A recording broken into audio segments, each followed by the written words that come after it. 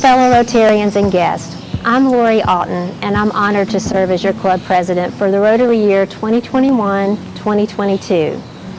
The Rotary Club of Columbus has a storied past, beginning in 1915, when a group of civic-minded people saw the need for leaders to come together to find ways to make our community better. And now, 106 years later, we're a vibrant, strong club that continues to place service above self. Our club is diverse, with members across all sectors of business, government, military, healthcare, education, nonprofit and community service, ministry, and the arts. And we come together each week as friends with a shared purpose of learning how we can be more involved in the things that matter to all of us. And we leave committed to changing our community and changing lives. As Rotarians, we are people of action, and it shows. The COVID-19 pandemic this past year has presented unique challenges to both our community and our club. However, as Rotarians and as friends, we've been steadfast in our commitment to our club, to one another, and to our fellow citizens. I've seen you reach out to others in need. You've stepped in to serve where there were gaps, and you've demonstrated love and compassion for others. But I'm not at all surprised, because that's what Rotarians do. This year, we're striving for some sense of normalcy in our lives, with our families, and in our club. We can once again gather together each week for lunch and fellowship, and I, for one, could not be more grateful. There are exciting things happening in your Rotary Club, and I'm glad you're part of it. As a service organization, the projects we're planning have a real-time impact on people's lives. So welcome back to Rotary. Thank you for being here, and thank you for making a difference in our community.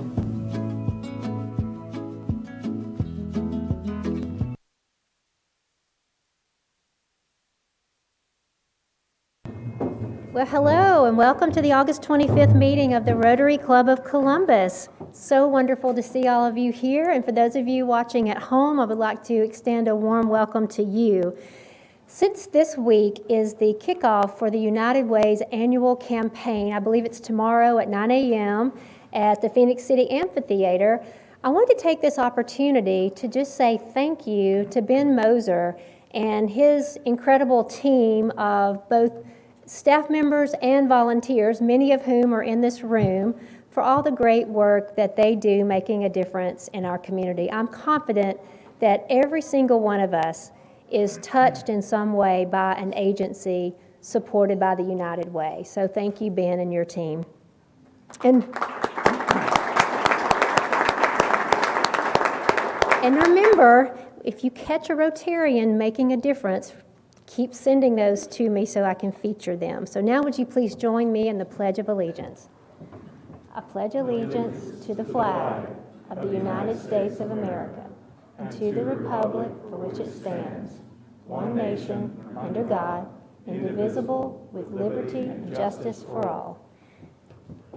And now I would like to ask Joseph Brannon to bring us today's invocation in accordance with his faith tradition.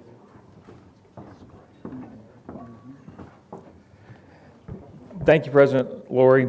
As we'll learn more today, Rotary and the United Nations have had a long history together going back to the formation of the UN. In fact, the second president of the UN General Assembly was Rotarian Carlos Romulo of the Philippines. In a 1945 speech at the conference where the UN Charter was drafted, Romulo commented, "One of the oldest prayers in the human heart is this: let us have peace." With the news of the world today, may our hearts cry out, "Let us have peace." Will you pray with me? O Lord, let us have peace. Where there is fighting, war, and terror, let us have peace. Where there is sickness and death, let us have peace. Let us have peace to trust in your will, Father, to know that by putting service above self, we are bringing about the peace that we seek. Today, we specifically pray for the women and men serving in Afghanistan that are evacuating our citizens and friends. We specifically pray for the nurses, doctors, and healthcare workers who continue to fight on the front lines of the pandemic. We specifically pray for our community, our first responders and law enforcement. Please bring peace and safety to all. Show us the way, your way, Father, to bring about meaningful change here so that all may prosper in safety. Lord, we implore you, show us your will, let us have peace. It's in Christ's name I pray, amen. And don't forget the cans.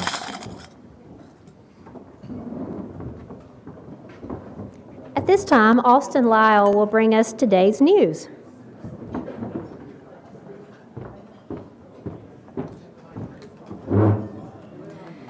Here is a look at your headlines.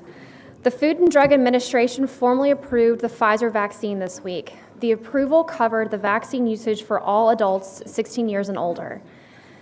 And American Airlines is now back in Columbus. The Columbus airport officially welcomed American Airlines back to town last week with the first American flight touching down in Columbus on August 17th.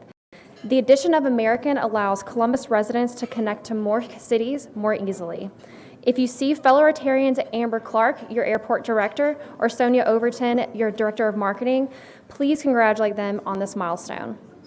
The Dow Jones is up 75 points as of noon today, and your weather forecast is chance of rain with a high of 82 and a low of 74. We'll end with this quote.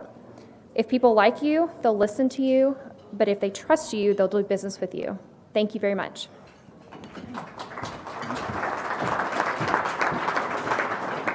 Now it's my pleasure to call on Frey McCormick to introduce our visiting Rotarians and guests. Thank you, President Lori and fellow Rotarians. We have several guests today.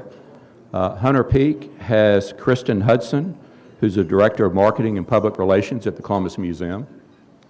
He also has with him Shiv Desai, who is the Membership and Grants Coordinator at the Columbus Museum. Lori Alton has with her Rebecca Wilson, who is representing the Family Center today.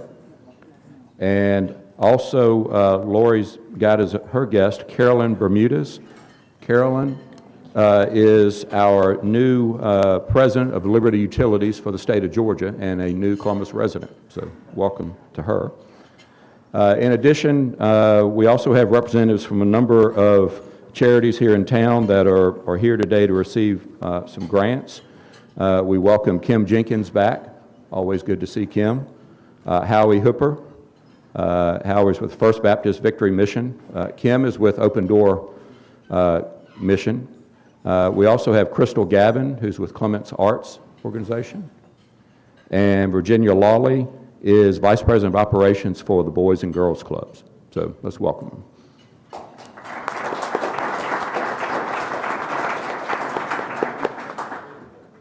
One of our favorite traditions each week is to welcome a military guest. And so now it's my pleasure to ask Michael Tullier if he would please introduce this week's Colonel Ralph Puckett Soldier of the Week. Thank you, President Lori. Rotarians, it's my pleasure today to introduce to you Sergeant First Class Cody Gull, who joins us today. I've already prepared him to offer remarks, to sing or dance, and he's declined all of those, unfortunately. But he is an 11B infantryman, senior instructor, and serves on the as the training committee lead at the United States Infantry School at Fort Benning. He has served in many leadership roles as an infantry NCO to include team leader, vehicle commander, squad leader, section leader, U.S. Army recruiter, platoon sergeant, and drill sergeant. He has 4 combat deployments, 2 in support of Operation Iraqi Freedom, and 2 in support of Operation Enduring Freedom. He holds the Bronze Star, and through his service in Afghanistan and Iraq, he earned campaign medals at both locations. He also holds a Expert Infantry Badge and the Combat Infantry Badge. Outside his military responsibilities, he is single. He's the father of 2, Keeley, who is 10, Madeline, who is 5. He hails from Fort Wayne, Indiana, and we were talking a little bit about some of his pass-throughs at Fort Campbell, Germany, and I'm sure many others. So if you would, sure, no remarks? All right. Well, Rotarians, if you would help me honor this week's Ralph Puckett Soldier of the Week, but I do have for you. Sorry, this is my first time. So Sergeant Gull, for you, we have a Rotary Challenge coin, and you know what to do with those. I do. We also have for you Words of Warriors, a book written by Colonel Ralph Puckett, also inscribed to you from him. We also have a Passport to the Arts for here in Columbus, Georgia, which includes a variety of admissions to cultural programs at the River Center, the Columbus Symphony Orchestra, the National Infantry Museum, the Columbus State University Theater Department, which I highly recommend, as well as the Springer Opera House. So we hope you'll enjoy those. Take one of your girls with you. And thank you for being here. Oh, thank you. Getting stage instructions here. Let's see.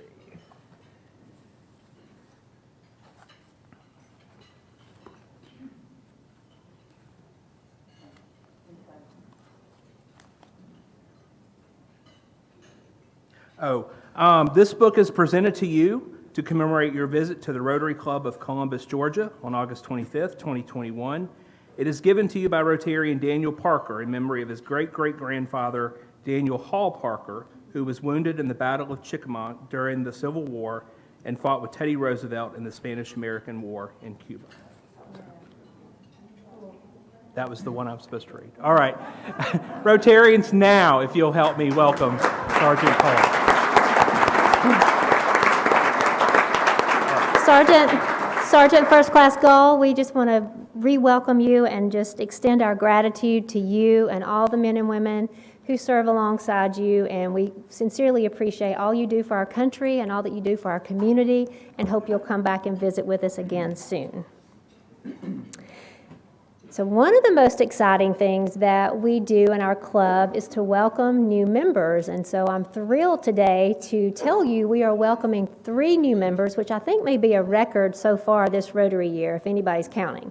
So 3 new members today, and so I would like to invite Austin Lyle, Joseph Brannon, and Ryan Clements to please come up and introduce our new Rotarians.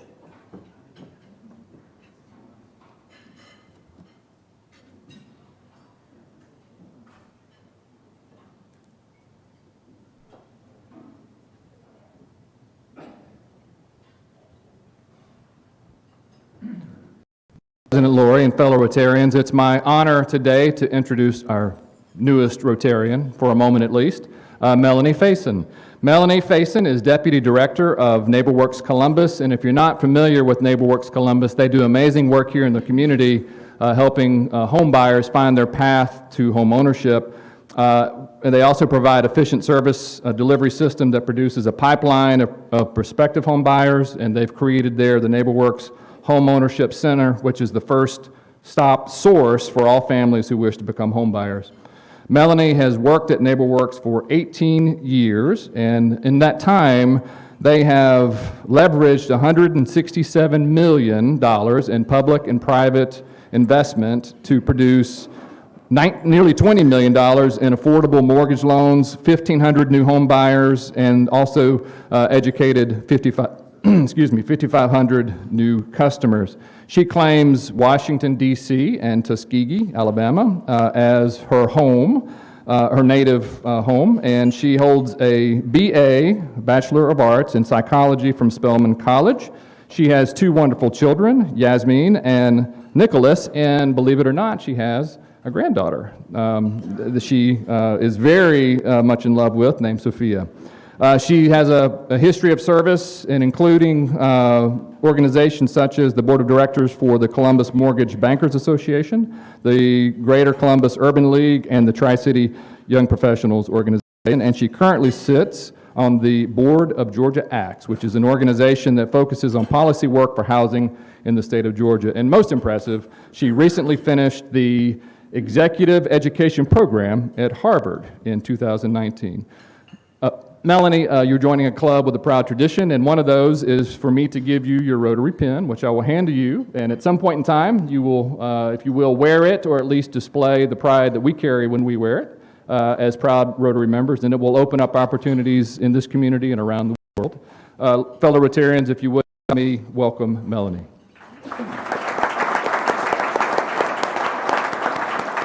Well, Ryan said that I'd have the opportunity to say something really short and really sweet. So I'll just say thank you, Ryan, for sponsoring me here. And I look forward to working on many projects with you guys in this community. Columbus is a very rich community. The base is community service. When I moved here over 20 years ago, I didn't expect to be here more than a year or 2. And here it is 21 years later. And so I'm thrilled to be amongst you leaders in the community and look forward to working with you on future projects. Thank you so much.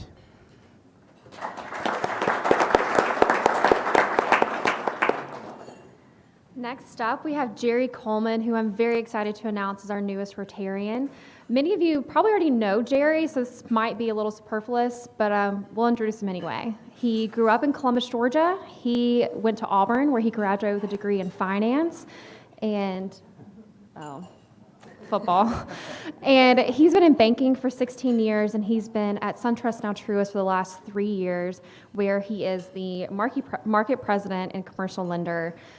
I've had the opportunity to work with Jerry on 1 or 2 transactions, and if you haven't worked with him, you're missing out. He will go above and beyond and bend over backwards for his customers to ensure that they have a great experience, not only in the mortgage or the lending process, but knowing that their bank has their back too, which is not always the case. So highly recommend Jerry in that respect. He has 2 little girls, Elizabeth, who is 8, and Millie, who is 7. And when he's not hard at work for his customers and clients, you'll find him on the golf course, run, or cheering on Auburn football. So Jerry, welcome. We're excited to have you. He's an excellent addition to our club.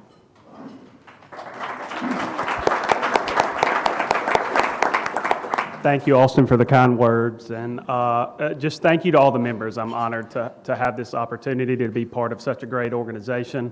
I know at our bank, with Heritage, SunTrust, and BB&T, we've had members that have been part of this, and so I just look forward to continuing that tradition and just look forward to meeting all of you and helping make our community and world a better place. Thank you.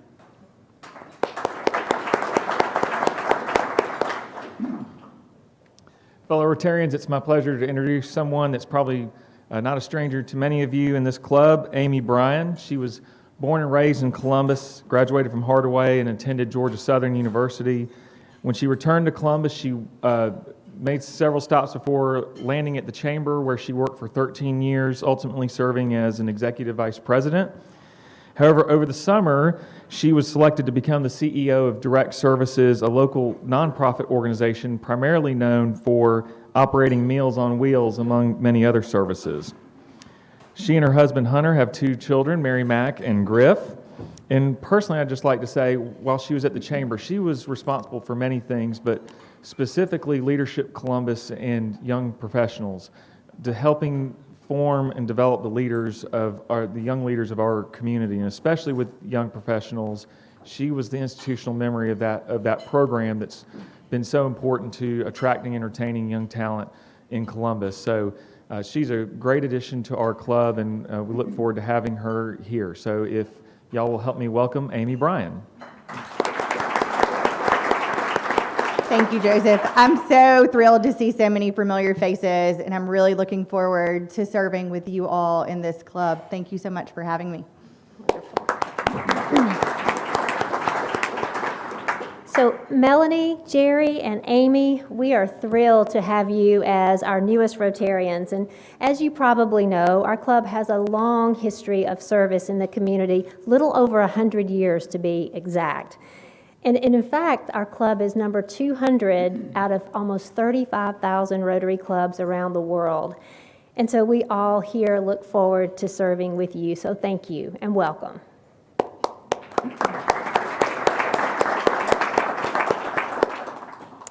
So each year, as you also know, we take the money that you contribute to the birthday fund. And so for those of you who don't know or who may be new members, each year on your birthday, you'll get a card and an envelope, and the informal custom is to send in a check in the amount of your age. And lately, suspiciously, we've had a lot of $39 contributions. We'll deal with that later. Nevertheless, each year it's my pleasure to be able to hand out the money to very worthy organizations that serve children in our community. So at this time, I'd like to ask Rebecca Nix if she would please come up and make these special presentations.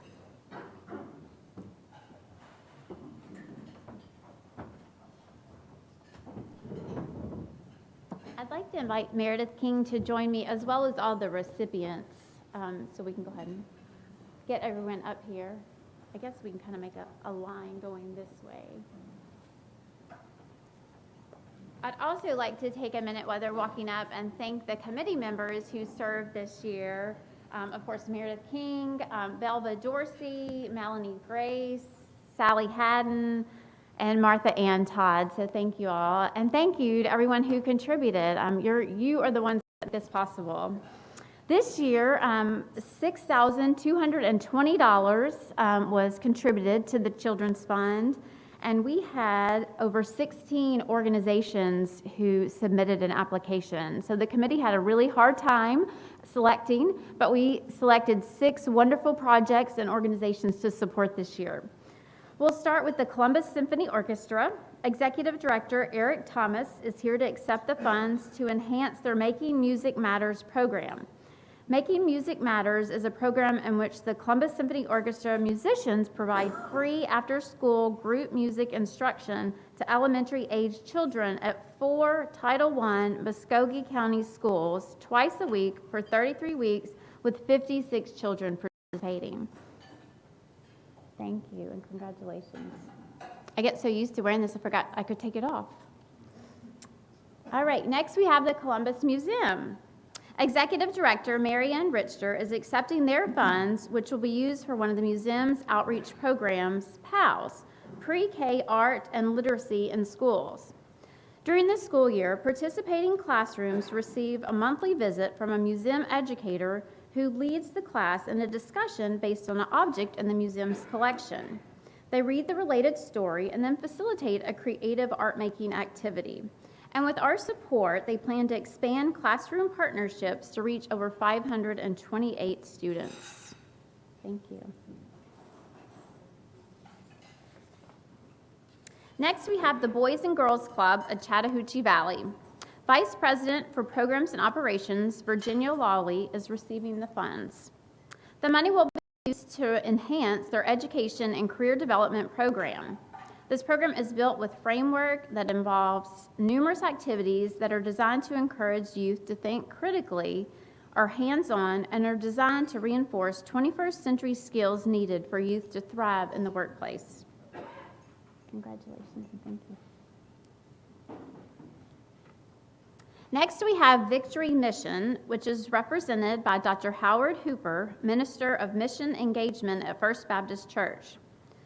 Our assistance will allow them to provide additional resources for the children taking part in Reading Buddies, which will strengthen reading skills for children in grades K through 5.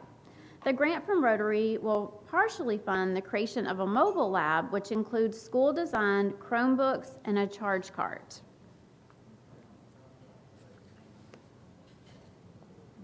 And next we have Open Door Community House. And Kim Jenkins, the Executive Director, is here to join us and receive the funds for Matthew's Promise Academy.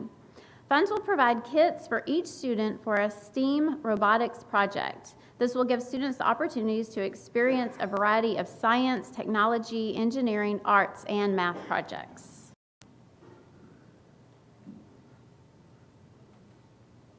And then we also have Clement Arts, which is represented by Executive Director Carmen Overton.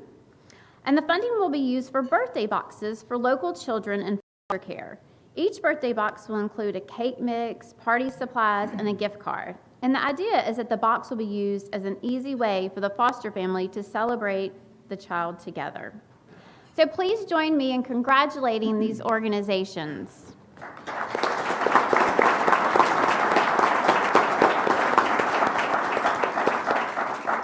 You will have the opportunity in the weeks ahead to learn more about the projects because each of the organizations they're creating a video that will be seen at future meetings. So thank you again for your contributions, and we hope you will continue to support this effort so we can continue to support organizations in our community in the future. Thank you.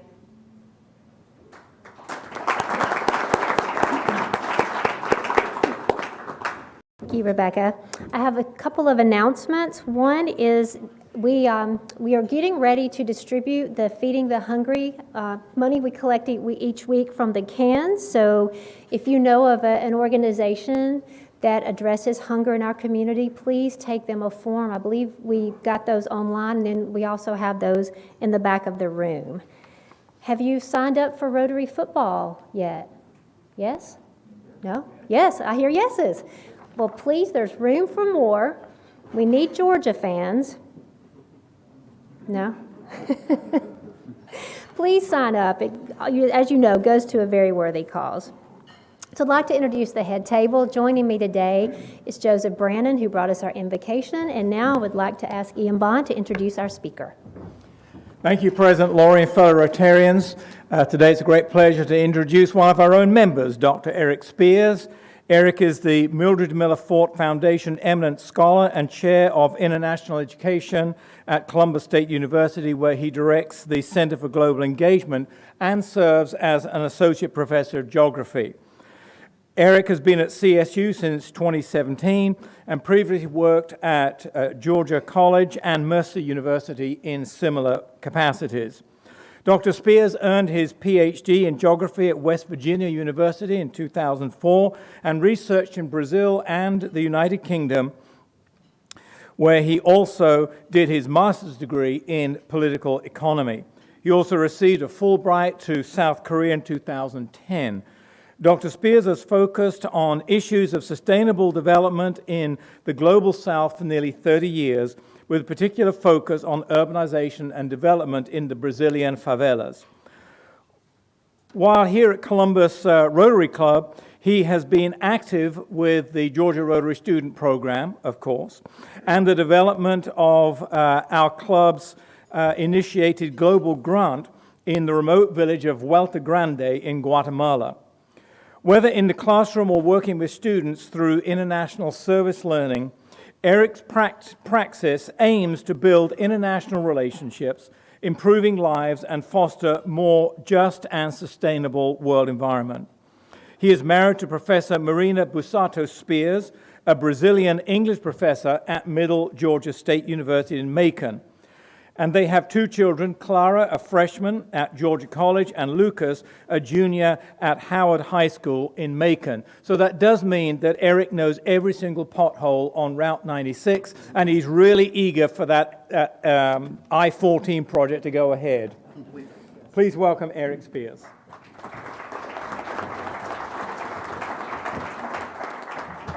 Yes, I know the potholes well, and also the speed traps, and I won't tell you how I know those, okay? So it's really great to be here and to share a little bit of my own personal journey with sustainable development, as I also discuss what are we doing with the Rotary Club in Columbus and looking at global grants.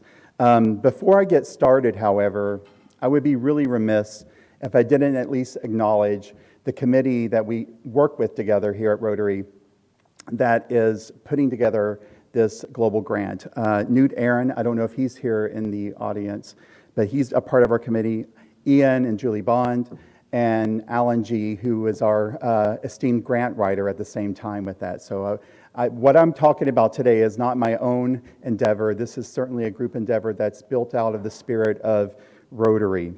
But I will say that on a personal level, the topic of today, looking at sustainable development, is really threefold for me. It comes out of a long, I think, vocational journey of sorts. One is that it's grounded firmly within my own faith tradition, which is the idea of caring for creation. And the other is purely an academic pursuit as a geographer. I study and research different forms of sustainable geographies around the world, and most, though, in Brazil. And more recently, here on the Georgia coastline, where I'm studying sea level rise and its impact on minority communities that live in low-lying flood stage areas. But it's also professional in a different praxis.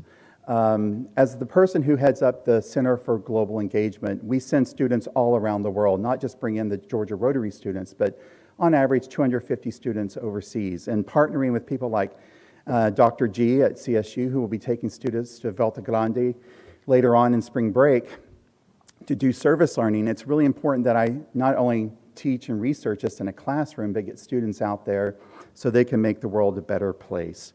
And that's where I want to start here with maybe it went to sleep.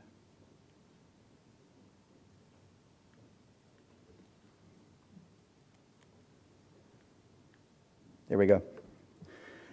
With this simple slide, courtesy of a photograph from Dr. G when we were down there in January of 19. There's a perfect storm And Guatemala already has one foot in this perfect storm. The perfect storm is an interesting intersection of sorts, one that intersects with social issues, political and economic concerns, and environmental worries. And in fact, most of Central America, a good portion of Guatemala, Honduras, El Salvador, for example, are facing certain existential threats. Those threats include, as you can see there on the slide, systemic poverty, which affects sanitation and overall health. And then climate change, which is undermining their own ability to provide sustainable nutrition. And when we look at this existential threat, or the perfect storm, as I call it, it affects directly migration. Now, it's not the only factor for migration, but it is influencing people's decisions to uproot and find better lives elsewhere, most notably here in the United States. And you may have seen in recent times photos like this, such as from the New York Times, of caravans moving from Guatemala through Mexico up towards the US border. And as a geographer, and we study how people move from place to place in migration, one has to think and understand why this might be happening. And it really means that we have to understand the problem at its root cause, or within its own geographical context. And if the 21st century has taught us anything, it is that contemporary globalization not only has threats all around the planet and in different ways, but they're usually articulated in very particular and unique ways at local levels. You may have seen flash flooding in Tennessee recently, things of that sort. In Guatemala, it's a very different kind of scenario. Well, let me go back here. In fact, what I want to say here is that Vuelta Grande is located in the Central Highlands and is known to be in what's called the dry corridor. Vuelta Grande, just to get started, just to give you some geographical situation here, is not far from the UNESCO heritage site Antigua, which is the old capital, colonial capital of Guatemala, quite beautiful city. And here on the map, you can see it's not far from there.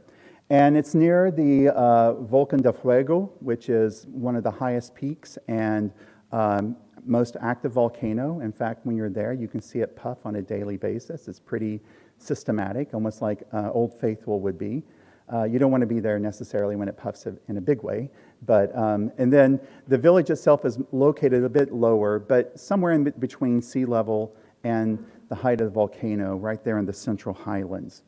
And it's in this particular elevation, altitudinal elevation, as well as the interface with recent changes in climate down there, that a drought has begun. And it's expanded and it's increased. And it has impacted, as you can see through this chart or a map from the United Nations, impacted most highland communities in this particular region of Central America. Well, here's Vuelta Grande. It's a really special place, actually. Beautiful people, a very close-knit community. And Rotary has had the fortune to actually work with these people before. I was really glad to be a part of a delegation that went down there in January of 2019 to explore, to understand, and to initiate new endeavors at increasing the awareness and supporting the sustainable health of local individuals. Here I am with two great girls that I got to meet along the way, and also got to meet these two girls in the village. And we're standing next to their home, which is somewhere between where we would arrive on the top of a hill, and you have to walk down a very, very steep slope to get to the midpoint of the village. Most people here work in what's called the informal market, or the informal economy. This is the unofficial economy, one that's primarily cash-based. People are unemployed and they do whatever they can do for money. So as we were walking through the village, this home here says right there that they sell ice cream. And that is one form of their sustenance. It's not uncommon either to see people, labor up and down the steep elevations to either go to the road at the top of the hill and sell whatever goods they have, or to bring back goods that they may get from a local truck that stops by to sell whatever needs they may have. And to give you a sense of the elevation, here is one agricultural plot that's in the village.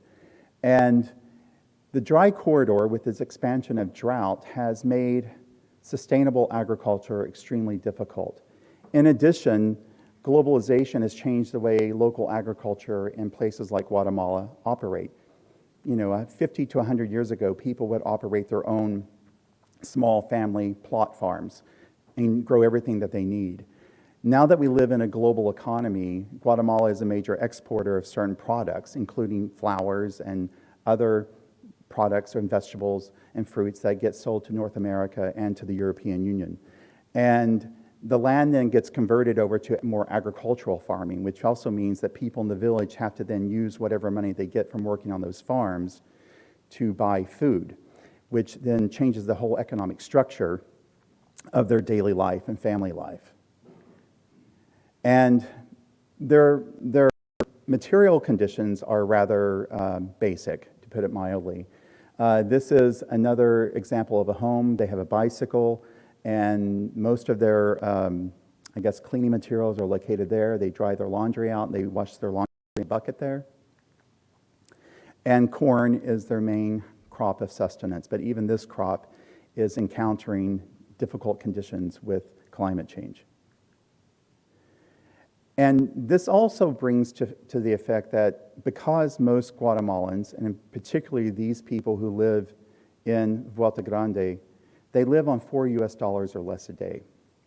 So they use a lot of corn just to get by. So it's a very carb-based diet. And while corn's been around, or maize has been around since the Mayans, and these people are by, in fact, Mayan descent too, I should make that clear. There's some malnutrition at play. It's too heavy on the corn side. And there's other public health concerns, increasingly diabetes, and also now childhood asthma, because the corn tortillas that they make are made on these flat stoves that use wood to burn and create the heat. Most of the stoves that are used in the village are without chimneys. So as you can see from this kitchen in the corner of one of the houses, you have smoke inhalation in the house at all time. And children are growing up within that breathing environment. And as a person who actually has asthma, I really struggle to think how they get by, because I've been on steroids since I was a young kid for this stuff. But you have to eat. You have to have warmth. In the highlands, it gets a little cool at night, especially in the winter. It's a pretty comfortable temperature, though, year-round. But the other concerns in the village are latrines. No one has their own private bathroom. And in fact, there are public latrines, and this is one of the few in the village. And part of our effort with the Global Grant is to address the smoke inhalation issue with the stoves, but then phase 2 to also look at installing latrines and partnering with Columbus State University, its students, to do some of the service learning and other organizations that I'll talk about in a minute. But where we look at the existential threats, I do want to say that systemic poverty and climate change do not have to equal concerns over sanitation and healthy living conditions and sustainable nutrition. I think with thought, cooperation, and intention, we can actually make a difference on this front. The one thing that I've learned and actually talked about in my morning class, I'm teaching a course this semester on sustainable development. And I was talking to my freshman students about this very issue, is that we as a human society, we have the ability to find resilient ways to respond and adapt. It's not to say that we shouldn't try to mitigate the environmental issues that we're confronted with, but at the same time, we have a lot of creativity, and we can find ways to address this if there's will, intention, and global partnership. And that's where the grant comes into play. So as you can see here, the proposal that we as a committee are putting together addresses these issues, and my eyes are so bad at this point at the age of 51, I can't read the small text, but I hope that you can see it on the screens or whatnot. But it's looking at human health, it's looking at finding clean and sanitation methods and cleaner water for people, and also caring for the environment, which in the big scheme of things, what we're talking about is also part of environmental sustainability, healthcare, sanitation. Those are all environmental factors. It's just not looking at deforestation or droughts or climate issues. It's a much bigger picture. And what's really quite interesting is that the very goals that Rotary International has set out for itself actually overlay, or better yet, intersect with the Sustainable Development Goals of the United Nations that were universally adapted back in the early 2010s. And the ones that particularly that we can interface with at a much larger global level include addressing zero hunger, addressing good health and well-being, finding cleaner water, and importantly, with the latrines, sanitation, helping communities and cities, but in this case, a village, find sustainable ways to exist so that people don't feel pressured to have to leave. Most people don't want to leave where they're from. If you look around the planet, and geographers study this, most people live within a 30-kilometer radius of where they were born. Americans tend to be the most mobile individuals on the planet. So most people want to stay where they are. And then ultimately, climate action. How does this fall into the bigger pattern of the problems that we see that contribute to climate refugees and then migration to places like the United States? And ultimately, life on land. So here's a photo that we took in 2019 of a stove with a chimney that goes to the outside of the house, a cleaner living environment. We can work towards those things. We could work towards building new latrines, providing children, families, people safer and cleaner places. And we could also help them, through these measures, focus on ultimately finding sustainable nutrition. And altogether, those things come together into an international effort. As you can see from the flags that we took photos of at this non-governmental organizational site called Funcoli, which is also known in English as Sacred Heart, they have a location, a house, a building, a compound really, just beside the village. And it's a global partnership in years past that included Rotaries from France, Germany, here in the United States, and also obviously in Guatemala. And here's just a quick image of the building, and people were there for a health clinic that day. And here are some of the local partners that they have within even Guatemala. So this is a well-established non-governmental organization.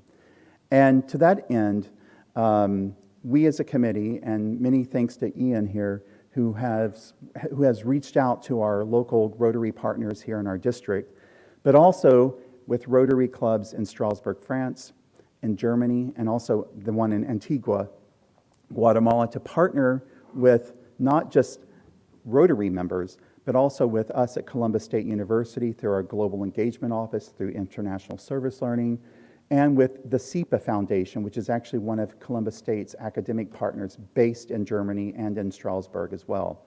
And they provide the logistical structure and framework for us to send our students overseas to do these projects in cooperation with the Rotary Global Grant. So I will end with that. I think we're at the end of our meeting today and take any questions. But that's just a brief overview of what we're working on. So thank you for the opportunity to share it with you.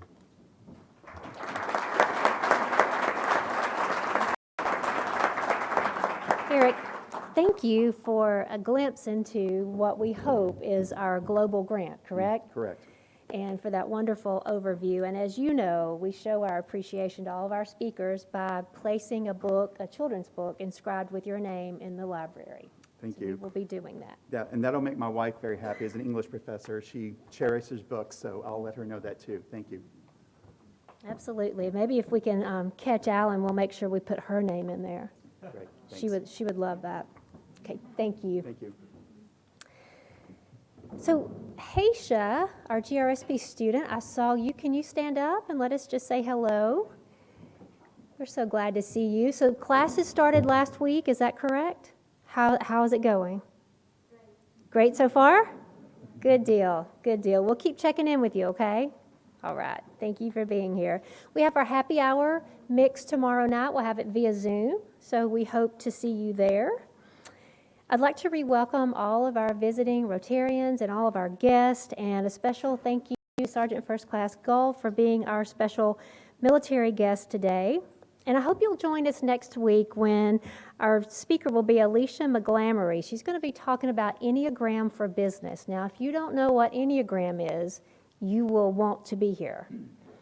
So until we meet next week, let's continue to make a difference.